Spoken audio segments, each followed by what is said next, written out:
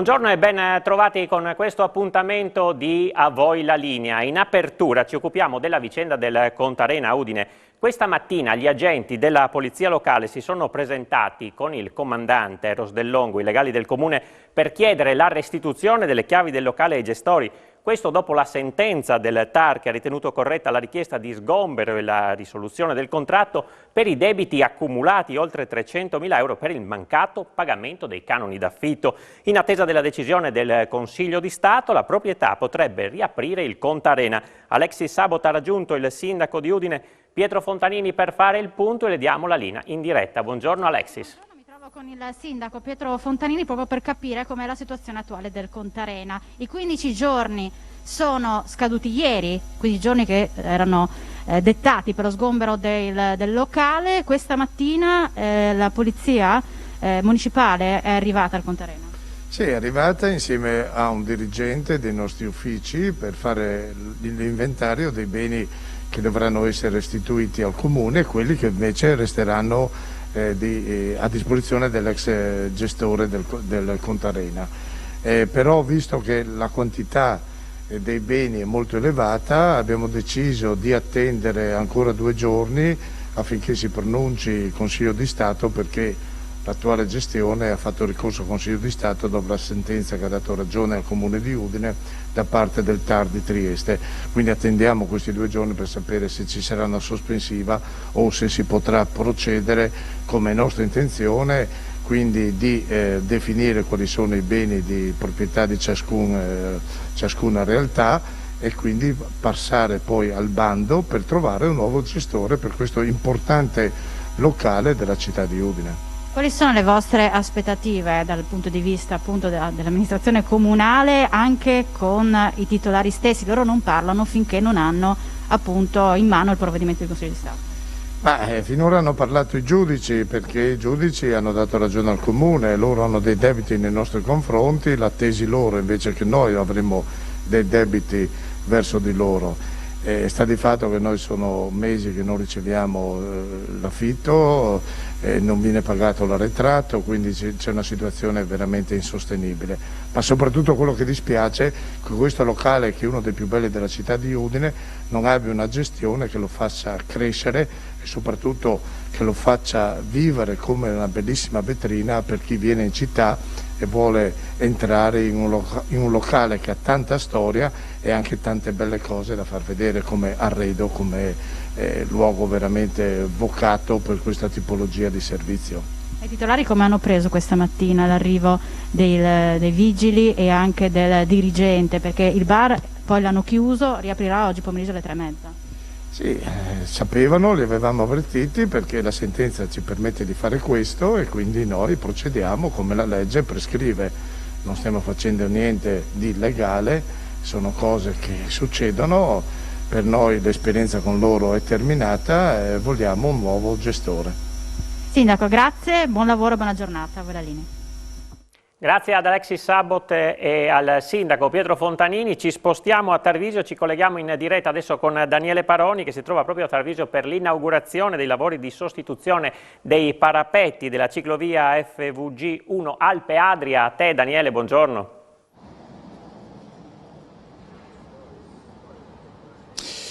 Un buongiorno da Tarvisio, mattinata piuttosto intensa per l'assessore regionale Pizzimenti che è da queste parti che ci sono degli investimenti importanti in termini di piste ciclabili. Sì, abbiamo investito 1,5 milioni l'anno scorso e quest'anno sono state realizzate grazie all'intervento di FVG Strade sul territorio, in particolare sulla FVG 1 che è la ciclabile più importante che abbiamo nella nostra regione. Va da Tarvisio a Grado, anzi si collega fino a Salisburgo, per cui era necessario fare questi interventi di manutenzione straordinaria e soprattutto di messa in sicurezza della ciclabile stessa. Pizzimenti, investimento? Investimento 1 milione, ma dicevo più che altro è importante per il giro turistico di turisti e di visitatori sul nostro territorio, porta moltissime persone, migliaia di passaggi in un anno, per cui era fondamentale essere tranquilli per quelli che passano. Presidente Fantelli, dal punto di vista dell'offerta delle piste ciclabili, stiamo migliorando di anno in anno? Ecco, come diceva l'assessore Pizzimenti, il passaggio sull'FVG1 principalmente da Coccao e da Fusine è quello che registra numeri molto importanti. L'intervento della Regione e noi come braccio operativo è quello di migliorare l'infrastruttura. Questi interventi che oggi abbiamo inaugurato, Moggio e Tarvisio, vanno e sono in linea con il piano di miglioramento infrastrutturale delle piste ciclabili. Cosa anche molto importante è che FVG Strade, sensibilizzata anche dal territorio, ha aderito tramite convenzione alla gestione ordinaria delle manutenzioni, quindi significa pulizia e sfalcio. Questo sempre per rendere più vivibile e sempre per rendere, dare ordine alle piste ciclabili e migliorare quello che è la qualità dell'offerta turistica che possiamo dare. Quindi concludiamo col consigliere regionale Mazzolini, aumentare, migliorare l'offerta turistica, Mazzolini. Assolutamente sì, anche perché alle spalle o di fronte a noi stanno proprio facendo grossi investimenti nel settore alberghiero, verrà riaperto a breve l'Hotel Nevada, 120 nuovi posti letto alberghieri, questo è solo uno degli esempi che Tarvisio sta lavorando in quella direzione lì, e la ciclabile, soprattutto quello che il mondo estivo, il turismo estivo è legato alla bicicletta in piena crescita, soprattutto dai paesi del nord Europa che transitano e si fermano nel Tarvisiano ma poi in tutto il Friuli Venezia Giulia, e quindi è fondamentale continuare a investire in questa direzione. Grazie anche al consigliere regionale Mazzolini, grazie al supporto tecnico del nostro Paolo Bassi, a voi la linea. Grazie a Daniele Paroni e ai suoi ospiti. Dalla montagna ci spostiamo al mare, a Lignano. I numeri delle prenotazioni degli ombrelloni sono sold out per la stagione.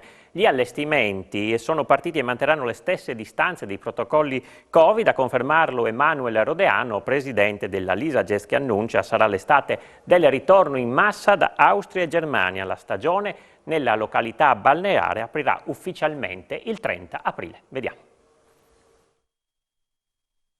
Se per Pasqua le prenotazioni al momento sono al 70% per le strutture ricettive, ma potrebbero arrivare anche le prenotazioni last minute, appunto a seconda del meteo, che previsioni possiamo fare invece per l'estate? Le prenotazioni spiaggia hanno avuto un trend in apertura molto positivo. Quando abbiamo aperto le prenotazioni online, già il primo giorno, eravamo in gennaio, i numeri erano assolutamente rassicuranti e anche, rispetto al 2019 addirittura più alti. Il trend è continuato senza particolari scossoni e diciamo che sicuramente al momento siamo ai livelli del 2019, che ormai è diventato l'anno di riferimento, con buone prospettive di fare anche di meglio. L'allestimento rimane come gli ultimi anni o ci saranno delle variabili? No, diciamo che il distanziamento che è stato adottato nei 2 anni di pandemia, quindi sostanzialmente i 4x4, 16 metri quadri per ombrellone, rimane uno standard perché già era molto simile a quello pre-pandemia. Quindi noi manterremo quel tipo di misure e chiaramente le sanificazioni e tutto quello che è previsto in linea di massima, laddove possibile, continueranno, anche se è stato di fatto verrà per il momento in cui la stagione aprirà, cadranno anche le ultime limitazioni a quanto pare. Quindi si prospetta una buona estate o appunto dopo 2 anni di pandemia c'è il rischio che gli italiani, i friulani vadano più fuori regione? Non credo, perché a oggi vediamo, non so, un po' sicuramente i venti di guerra e ancora qualche residuo di cautela relativo agli strascichi della pandemia. Penso che molti sceglieranno le località nostrane e in più abbiamo sicuramente un ritorno in massa di chi da Austria e Germania non è venuto lo scorso anno per cautela. Quest'anno abbiamo segnali che la cosa sarà decisamente superata. Non vedremo chiaramente i russi, ma diciamo che a Lignano, pur clientela pregiata, rappresentavano una percentuale estremamente contenuta. Ci fermiamo ora per una breve pausa pubblicitaria, restate con noi. Seconda parte di A voi la Lidia, parliamo ora di sport. Dopo 2 anni di stop, la Libertas Grionsa Remanzacco si è ritrovata per premiare i suoi tesserati. Dalle campionesse regionali di staffetta 4x400 ai talenti Matteo Jerep e Jacopo Fontanini, senza dimenticare il lavoro dei tecnici, da quelli storici alle nuove leve. Importante il lavoro dei giovani di una società che il prossimo anno taglierà il traguardo del mezzo secolo. 160 tesserati, il 60% in più rispetto a un anno fa. La Libertas Grionsa Remanzacco si prepara a festeggiare nel 2023 i 50 anni con l'entusiasmo dei suoi giovani, fulcro dell'attività svolta dal parco tecnici messo a disposizione dal direttivo presieduto da Cristian Cantarutti. Sia gli atleti che gli allenatori sono stati premiati dalla società nell'auditorium di Povoletto.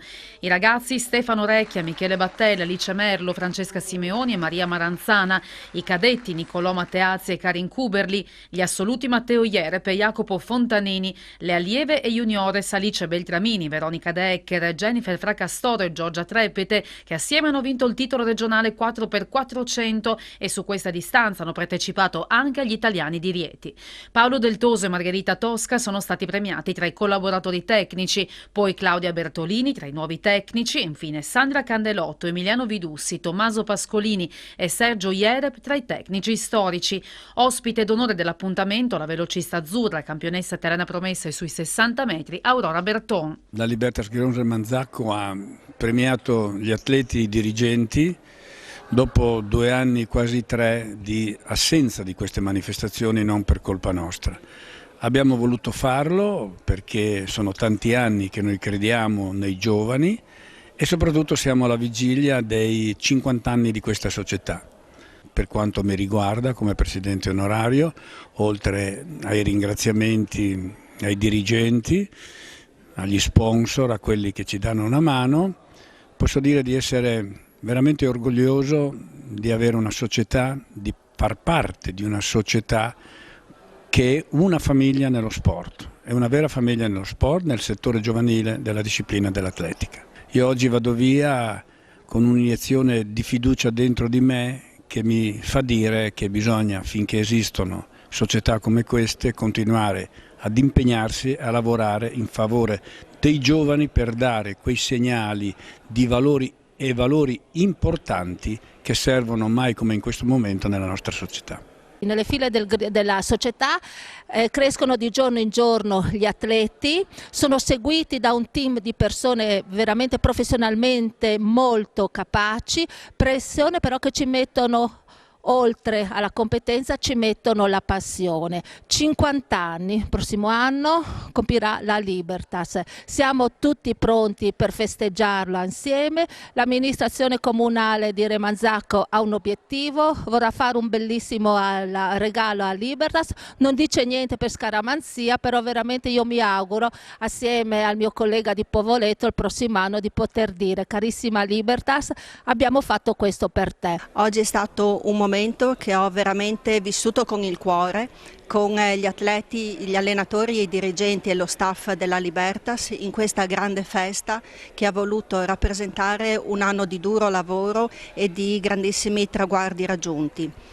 I complimenti vanno a tutto lo staff perché si è impegnato e anche in questo periodo difficile del Covid è riuscito a tenere vicino questi ragazzi e specialmente la parte giovanile, che non solo è stata mantenuta ma è stata anche implementata, quindi creando ancora di più una passione per questo sport di aggregazione e di unione.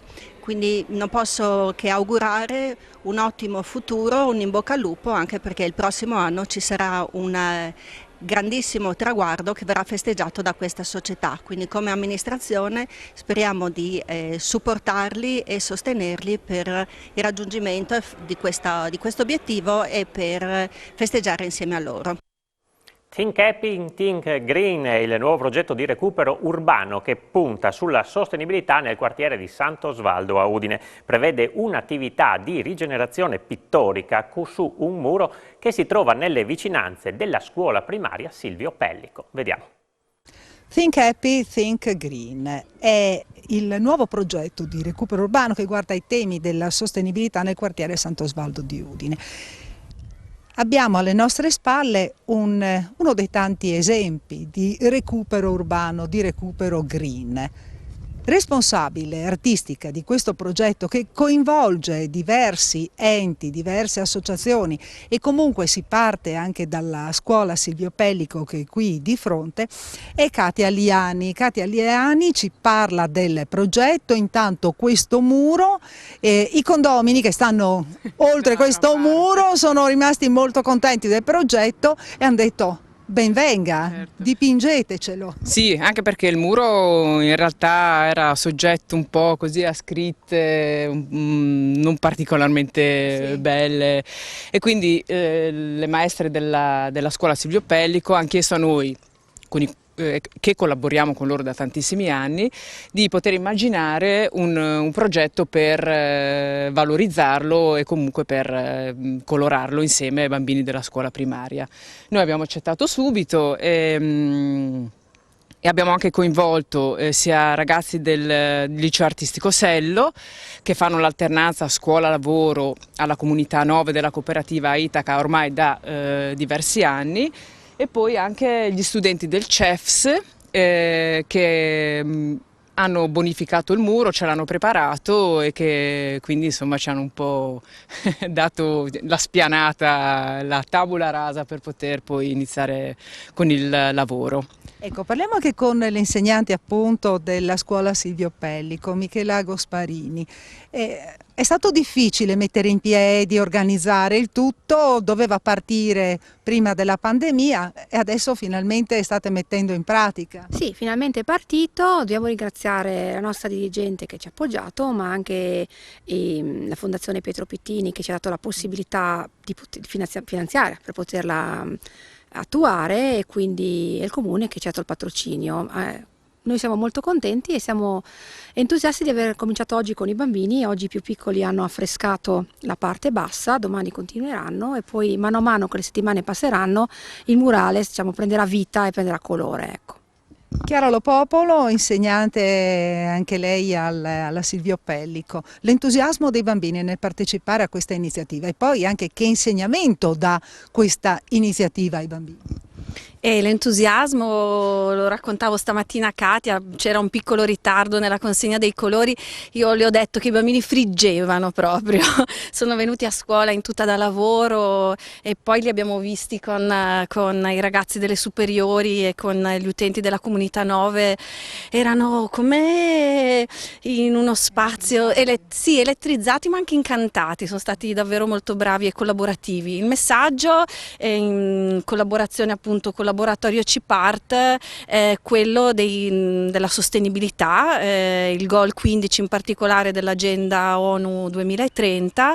I bambini delle classi stanno realizzando dei pannelli, dei lavori artistici che esporranno ai cancelli del giardino, e appunto questo è quello che vogliamo, quello di cui vogliamo parlare alle famiglie e al quartiere intero, per aprirci. Perché la pandemia ci ha dato il via per portare la scuola fuori dalle aule, e quindi questo è uno dei lavori in cui speriamo di riuscire a creare comunità anche attraverso l'arte. E dalla scuola Silvio Pellico di Sant'Osvaldo è tutto, restituisco la linea allo studio. Grazie a Isabella Gregorato, finisce qui questa puntata di A Voi la Linea, grazie per essere stati con noi e buon proseguimento di giornata.